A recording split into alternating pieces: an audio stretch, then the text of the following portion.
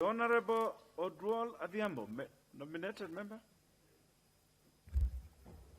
Thank you, Honorable Speaker. Honorable Speaker, on the outset, I would like to say that I support the report.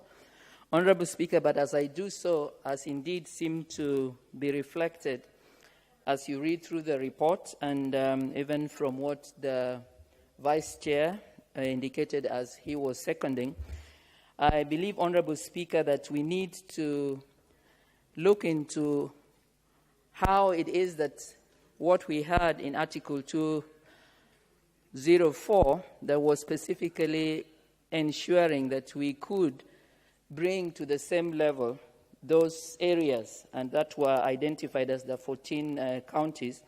Honorable Speaker, I think it is important that we recognize that to come to the level where, in terms of the concerns that I see in this report, as well as, Honorable Speaker, the observations that the committee has raised, we are facing an issue, Honorable Speaker, that we might want to take a little more time to internalize and to reflect on. In particular, Honorable Speaker, I'm thinking of the word marginalization, because at the heart, indeed, of this Equalization Fund, there is the recognition or the manner in which, as we came up with the Constitution, we knew that there might be some areas that would not be treated, or some factors or some groups of people that would not be treated as equal as others. And therefore, when we think of marginalization, we are seeing that there is treatment of a group or people as insignificant. Honorable Speaker, as I read through the report, which indeed presents not just the context, and indeed helps us to see that it is important to get this framework and to be sure that we can, by approving and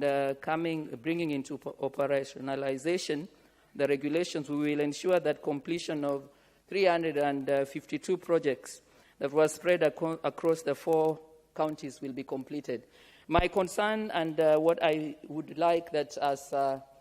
House of Representatives we take note of, is that when we are looking at equalization, it is actually different from equity. Honorable Speaker, I am saying this by looking at what we can see as different factors that could define people or persons or groups to be marginalized. And when we want to address the issue, Honorable Speaker, we can either do it by equalization, where in a way we would be looking for equal involvement, equal participation, and in equal decision-making. And therefore, we could look, indeed, Honorable Speaker, as seems to be the case, as basic services. But, Honorable Speaker, we also need to take note that when we consider that marginalization is really seeking to see that we do not treat any group as insignificant,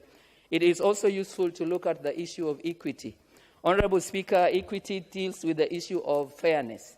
Equity will not necessarily begin from the point of view of equalization by saying that you must treat what, in terms of the framework that you have defined in equal measure, but you would want, Honorable Speaker, to then look at the context and perhaps even look at changes that might have taken place. And I believe, Honorable Speaker, that as I look through this report, it seems to me that the reflection and the growth that we are seeing from the first policy and moving on, Honorable Speaker, to the second policy, which is now giving us 34 counties, is something that we should not ignore. Because, Honorable Speaker, as I conclude, I want to speak as a member of the National Cohesion and Equal Opportunity Committee. Honorable Speaker, it is my experience, even as we go around this country, that it is necessary to acknowledge that there might be aspects or areas where certain groups of people, either by region or because they are pastoralists or for whatever other parameter, could be seen to be marginalized, but there would be others, Honorable Speaker, that they might not really be placed in such a hard place. So I do support this report, but I believe, Honorable Speaker, that we need to keep rethinking and relooking at issues of marginalization, and particularly recognize the difference between equalization and equity in addressing this. Thank you, Honorable Speaker.